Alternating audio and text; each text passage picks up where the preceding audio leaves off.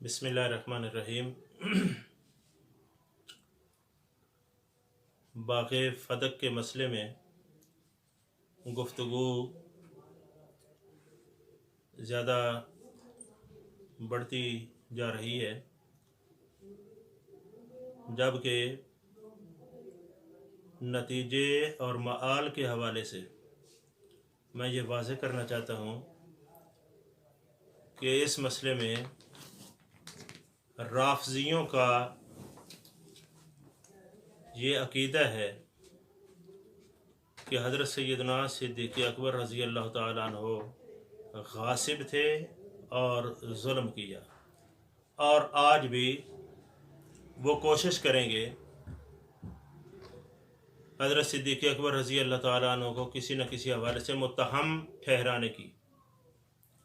जबकि दूसरी जानिब खारजियों और नासबियों की ये कोशिश होती है कि किसी न किसी तरीके से इसका वबाल या किसी भी हल्के अंदाज में उसका इंतिसाब सैयदा कायनात सलामुल्लाह अलैहा की तरफ डाल दिया जाए, ताकि सिद्दीक़ अकबर का मर्तबा और मकाम जो है वो बड़ा नज़र आए, और जो कुछ हुआ है गलती ख़ता या इज्तिहादी जो भी, वो सैयदा फ़ातिमा ज़हरा सलामुल्लाह अलैहा के खाते में डाली जाए। ये है। और इससे कबल भी हम ये वजाहत कर चुके हैं अपने आइमा की निस्बत से, जिसमें इमाम इब्न हजर अस्कलानी की हमने बाकायदा इबारत भी पेश की थी, और अब ज़रूरत नहीं है क्योंकि पहले हो चुकी है कि मैं ये बताना चाहता हूँ कि अहले सुन्नत का ये मज़हब हरगिज़ नहीं है। अहले सुन्नत ने हमेशा इसी बुनियाद पर यह कोशिश की है ताकि किसी तरह का कोई तसादम ना हो, और हर एक के मर्तबे की बहाली की ज़मानत अहले सुन्नत देती है। तो राह एतदाल यही था कि ये भी हक़ पर थे। इनके हज़रत सिद्दीक़ अकबर के पास भी एक नस थी हदीस की सूरत में, जिस पर वो अमल पैरा हुए, और सैयदा सलामुल्लाह अलैहा तो वैसे ही हक़ पर थी। वो तो तबी और फितरी तौर पर भी मुतालबा कर सकती थी, और कुरान की आयत भी उनके पास थी अगर ज़रूरत होती।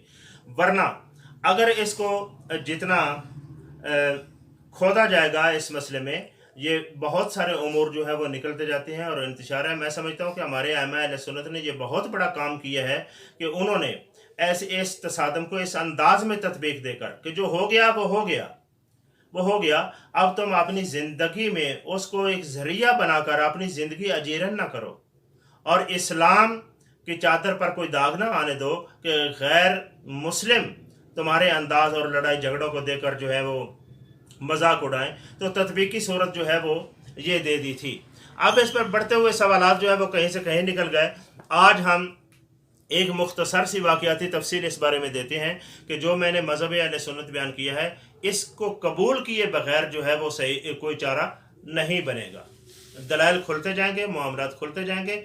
याद रखें, सैयदा ज़हरा सलामुल्लाह अलैहा, उनका जो भी मौक़िफ़ था, जो नज़रिया था, उसमें किसी तरह की ख़ता या गलती तो बहुत दरकनार कमज़ोरी भी नहीं थी। और सैयदना सिद्दीक़ अकबर रज़ी अल्लाह ताला अन्हु के पास नस मौजूद थी हदीस की सूरत में, जिस पर वो अमल पैरा हुए। और हमारे आइमा ने यहाँ तक लिखा है, अगर सैयदना सिद्दीक़ अकबर रज़ी अल्लाह ताला अन्हु बहैसियत खलीफा अगर ये बाग़ फ़दक सैयदा को दे देते तो तब भी जायज़ था। इसीलिए बाज़ ने कहा है मौजूदा सूरत हाल की उम्मत दो लख्त हो गई, टूट गई। अगर हज़रत सैयदना सिद्दीक़ अकबर दे देते तो शायद ये सूरत ना होती, मामला जो है वो संभल जाता, यानी दे भी देते तो तब भी जायज़ था। अब इस बाग़ फ़दक की एक वाक़याती तफसील जो है उस पर थोड़ी सी नज़र डालते हैं। मसलन हज़रत शेखैन रिदवानुल्लाह ताला अलैहिमा के दौरे इक़्तिदार में ये बाग़ फ़दक कौमी मलकियत में रहा, कौमी मलकियत में रहा। और जब हज़रत सैयदना उस्मान गनी रज़ी अल्लाह ताला अन्हु का दौर आया, तो उस दौर के अंदर यही बाग़ फ़दक जो है वो मरवान के कब्ज़े में आ गया, मरवान के कब्ज़ा में आ गया। चाहे हज़रत सैयदना उस्मान गनी रज़ी अल्लाह ताला अन्हु बख़ुशी दिया था या जो भी उसकी सूरत बनी, मरवान के कब्ज़ा में आ गया, या जैसे भी सूरत हज़रत सैयदना उस्मान गनी रज़ी अल्लाह ताला अन्हु के दौरे इक़्तिदार में मरवान के पास गया। ये तीनों खुलफ़ाए राशिदीन के दौर हैं। اب یہ بھی ہمیں دیکھنا پڑے گا کہ شیخین کے دور میں جس حدیث کو بنیاد بنایا گیا تھا، بنیاد تو حدیث تو وہی ہے نا، لا نورث مت رکھنا صدقہ، وہی ہے، اسی پر اس پر وہ قائم رہے، نہیں دینا کیونکہ یہ صدقہ ہے، قومی ملکیت میں رہے گا۔ اور سیدنا فاروق اعظم رضی اللہ تعالیٰ عنہ کے دور میں بھی ٹھیک ہے، انہوں نے قومی ملکیت میں رکھا، لیکن اس میں ایک چیز بڑی اہم ہے، وہ یہ ہے کہ سیدنا علی اور سیدنا عباس رضی اللہ تعالیٰ عنہما نے حضرت سیدنا فاروق اعظم سے بھی مطالبہ کیا تھا اسی باغ فتح کا۔ اب دیکھیں باتیں کہاں تک نکل جاتی ہیں۔ اگر یہی حضرت علی اور حضرت عباس جنہوں نے حضرت صدیق اکبر سے لا نورث والی حدیث سنی تھی، ابھی کیا ان کا دل مطمئن نہیں ہو رہا؟ آخر کیا وجہ ہے کہ سن بھی لی اور پھر اس دور میں بھی خاموش رہے، پھر سیدنا عمر فاروق رضی اللہ عنہ کے دور میں پھر جو ہے وہ معاملہ چل نکلا، پھر آ گئے، پھر انہوں نے وہی حدیث سنائی۔ اور میں یہ بتانا چاہتا ہوں کہ باغ فتح کے بارے میں حضرت سیدنا عمر فاروق رضی اللہ عنہ نے حضرت علی اور عباس کے لیے فیصلہ بھی کر دیا تھا کہ آپ اگر چلا سکتے ہو تو لے لو، اگر عاجز آ جاؤ تو مجھے واپس کر دینا۔ بہرحال وہ آپ نے کسی وجہ سے وہ نہ چلا پائے تو واپس کر دیا۔ تو بات یہ ہے کہ حضرت سیدنا عمر نے ان کے حق تصرف کے لیے فیصلہ دے دیا تھا۔ اب یہاں بھی دیکھنا پڑے گا کہ اگر یہی حق تصرف کا فیصلہ حضرت صدیق اکبر سیدہ کائنات کو دے دیتے تو پھر کیا ہوتا؟ پھر کیا ہونا تھا؟ تو مطلب کیا ہوا کہ یہ تصادم کی طرف تو نہیں جا رہی دلائل کی صورت میں؟ پھر یہ بخاری ہے، بخاری میں صحیح بخاری میں یہ موجود ہے، یہ لا نورث والی جو حدیث ہے، اب میں کہہ رہا ہوں کہ یہ صرف باغ فتح پر اس کا انطباق ہوگا یا باقی بھی جو حضور کو چھوڑ کر گئے؟ مثلا آپ کا جو صدقہ بالمدینہ ہے نا، وہ حضرت علی اور عباس کو ویسے ہی دے دیا گیا تھا، وہاں لا نورث والا وہ معاملہ جو ہے وہ کدھر گیا؟ اور پھر سیدنا عثمان غنی رضی اللہ تعالیٰ عنہ کا میں بیان کر رہا ہوں، یہ تین تو خلفائے راشدین ہیں نا۔ اس کے بعد دور آیا تھا جناب امیر معاویہ بن ابو سفیان کا، تو انہوں نے اپنے دور حکومت میں اسی باغ کے 3 حصے کر دیے تھے، 3 حصے کر دیے، اور ایک حصہ انہوں نے مروان کے پاس چھوڑ دیا، اور ایک حضرت سیدنا عثمان غنی رضی اللہ تعالیٰ عنہ کے بیٹے کو دے دیا، عامر کو، اور تیسرا حصہ جو ہے وہ اپنے بیٹے یزید کو دے دیا۔ اب یعنی یہ اس حکومت کا فیصلہ ہے 3 حصوں میں تقسیم کر دینا۔ اب جب سیدنا حضرت عمر بن عبدالعزیز کا دور آیا تو انہوں نے حضرت عمر بن عبدالعزیز انہوں نے یہ سارے کا سارا باغ اپنے خاندان سے لے کر اولاد فاطمہ کو واپس کر دیا۔ حضرت سیدنا عمر بن عبدالعزیز نے یہ سارا جو ہے واپس کر دیا تھا اولاد فاطمہ کو۔ اب آپ جناب حضرت معاویہ بن ابو سفیان کے دور کو نکال دے، بے شک 3 خلفائے راشدین، حضرت سیدنا صدیق اکبر، سیدنا فاروق اعظم، سیدنا عثمان غنی، اور اہل سنت عمر بن عبدالعزیز کو بھی خلیفہ راشد کہتے ہیں۔ ان چاروں کے فیصلے جو ہیں باغ فتح کے حوالے سے آپ کے سامنے موجود ہیں۔ شیخین کو آپ اکٹھا کر لیں کہ شیخین کے فیصلے میں باغ فتح جو ہے قومی ملکیت میں رہا، حضرت عثمان کے دور میں مروان کو دے دیا گیا تھا۔ 2 فیصلے ہو گئے، اور تیسرا فیصلہ جو ہے عمر بن عبدالعزیز کا، انہوں نے سب کچھ لے کر اپنے خاندانوں سے لے کر سب کچھ اولاد فاطمہ کو واپس کر دیا تھا۔ اب یہ 3 موٹے موٹے فیصلے باغ فتح کے بارے میں الگ ہو گئے، یہ صرف ان کے حوالے سے بیان کر دیے گئے کہ جن کو خلفائے راشدین اہل سنت کے ہاں تسلیم کیا جاتا ہے، ورنہ اور بھی اس کی تفصیل کسی نے لیا، کسی نے پھر چھین لیا، ایسا ہوتا رہا ہے، دور عباسی تک ہوتا رہا ہے۔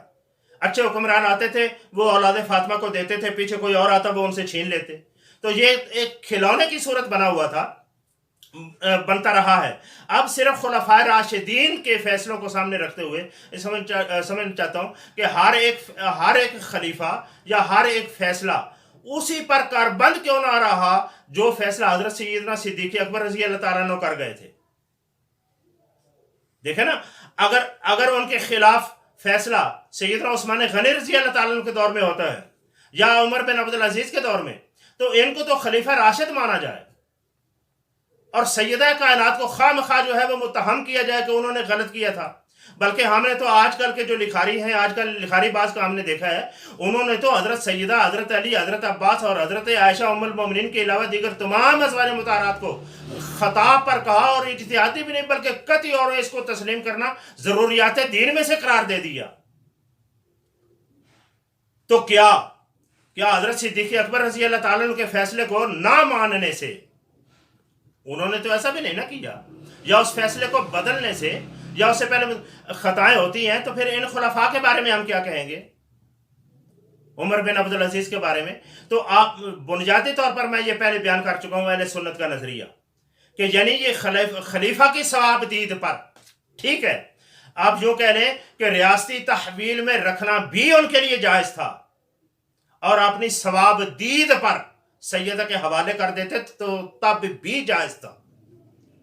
دونوں صورتیں جو ہے بجا ہے، اور یہ جو پہلو ہے ان کو دینے کا جائز، اسی میں ان کے مطالبہ کو ایڈ کر لیا جائے کہ انہوں نے جو جس شک کے تحت مانگا تھا وہ بھی جائز تھی۔ تو یہ ایک تطبیق کی پرامن صورت بن سکتی ہے۔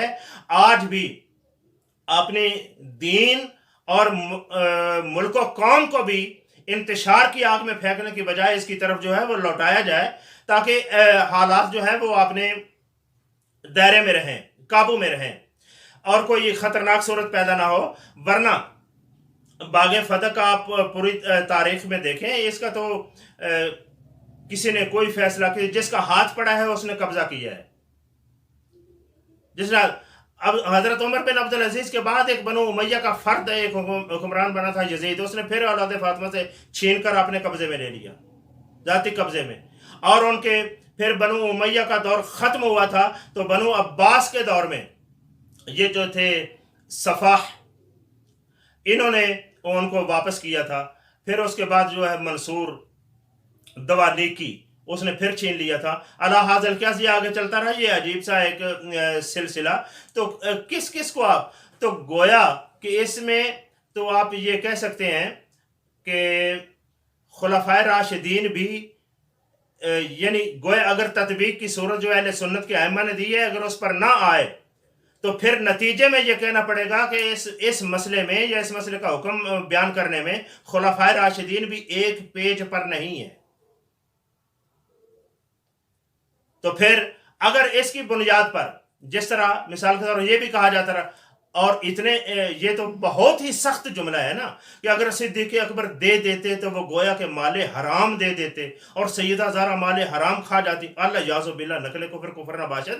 اگر اس طرح غلاظت میں جائیں تو خلفائے راشدین کی خلافت راشدہ خطرے میں ہے، اس حد تک جائیں۔ کیوں نہیں پچھلے خلفاء نے حضرت صدیق اکبر کے فیصلے کو اس قطعی درجے میں رکھا؟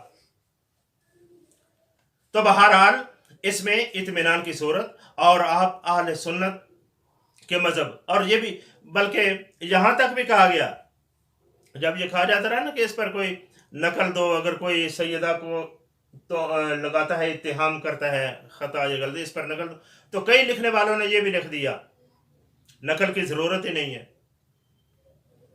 ضرورت ہی نہیں ہے۔ ویسے تو میں گزارش کروں گا کہ اگر اس طرح ہر دور میں نئے نئے اصول وضع کرنے لگ جائیں گے تو پھر فتنہ و فساد ہی بڑھے گا۔ ہر ایک کا مبلغ علم وہ الگ ہے، سوچ اور فکر میں تفاوت ہے، وہ اپنے اینگل سے سوچے گا، وہ جو نتیجہ ہوگا اس کو پوری قوم پر مسلط کرنے کی کوشش کرے گا۔ تو ایسا نہیں، جس مسئلے پر سکوت یا تطبیق کی صورت ائمہ نے دی ہے اس کو قبول کر لو، اسی میں ہماری نجات ہے، اور اسی میں خوبصورتی بھی ہے، تاکہ ہمارے ہاتھ میں دامن اہل بیت بھی ہو اور دامن صحابہ بھی ہو، اور ہم کسی جانب نہ جھکے۔ باقی ٹھیک ہے، کچھ تاریخ کی باتیں ہوتی ہیں، کچھ زیادہ بھی ہوگا، اب معاملات پھر آگے بڑھتے جاتے ہیں، وہ اس مسئلے میں لڑے، وہ اس مسئلے میں لڑے، آگے بڑھتے بڑھتے پھر اس میں کوئی اور نہیں ہوتا۔ ہمارا جو اس زندگی میں جو ہمیں درپیش آتا ہے وہ پھر لڑائی اور انتشاری ہوتا ہے۔ تو تطبیق کی صورت کی طرف آئیں، اپنے ایمان کو، اور جو احکام اس وقت تمہاری طرف متوجہ ہیں ان کو بجا لانے کی کوشش کریں، تاکہ اللہ اور اللہ کے رسول کے مطیع اور فرما بردار نظر آئیں۔ اللہ رب العالمین ہمیں حق کی توفیق عطا فرمائے۔